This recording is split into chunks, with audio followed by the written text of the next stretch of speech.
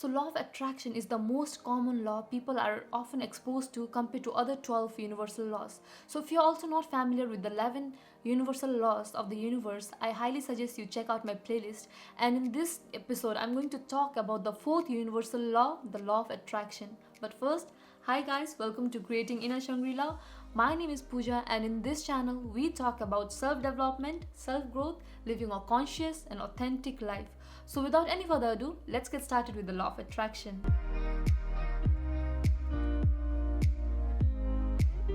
So what is the law of attraction? Law of attraction is based on the principle that like attracts like.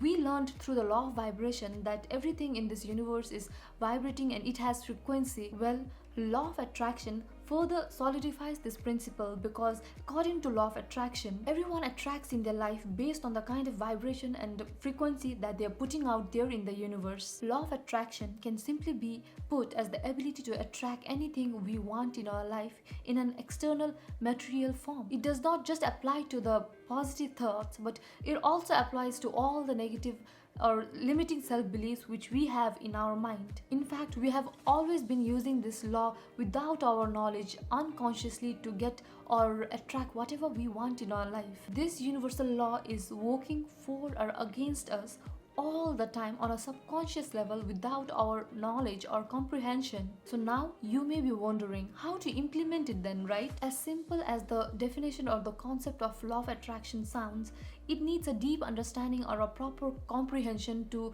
use it in your favor, to use it for you and not against you. Often the phrase like attracts like is used to explain the concept of law of attraction. Just imagine Jane.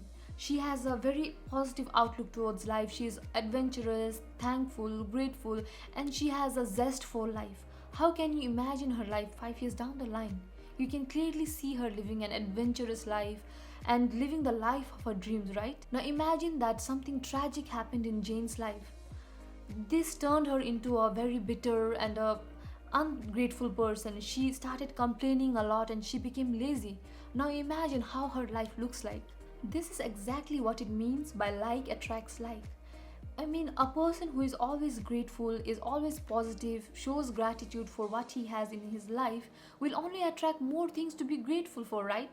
But if a person is always negative, is bitter about life, is ungrateful, is ungrounded, and is always complaining, will only attract more things which he can complain about or which will make him more lazy and more bitter, right? This is the reason why when you're bitter inside, when your internal world is bitter in nature, it is difficult for you to attract a life which is meaningful and which is abundant.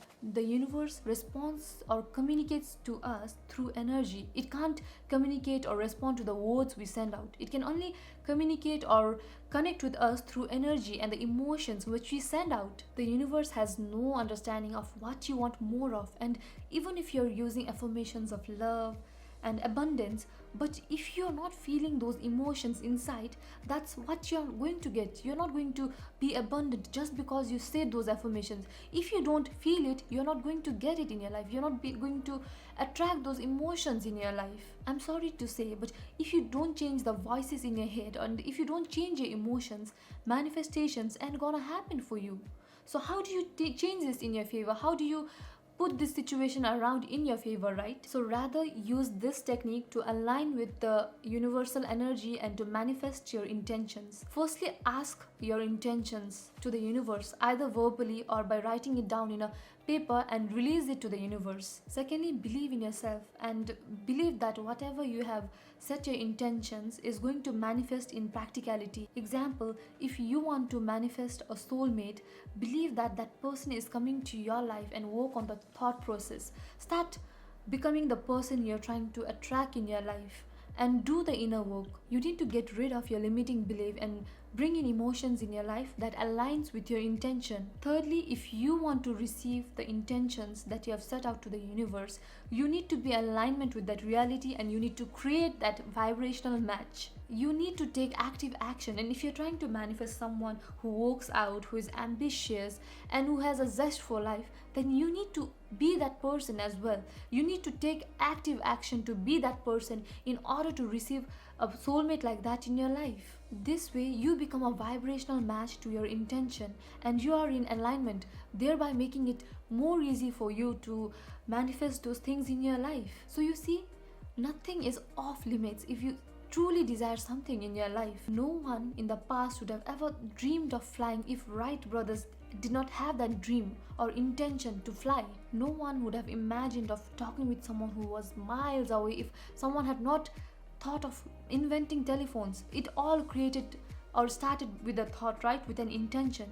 So remember that nothing is impossible. You can definitely create the life you truly desire to live. Tell me in the comment section below what is that one thing you're trying to manifest at the moment. And if this video was useful, do like and share it with your loved ones who can benefit from watching this video. And until next time, much love and please keep on creating your inner Shangri-La. Bye bye.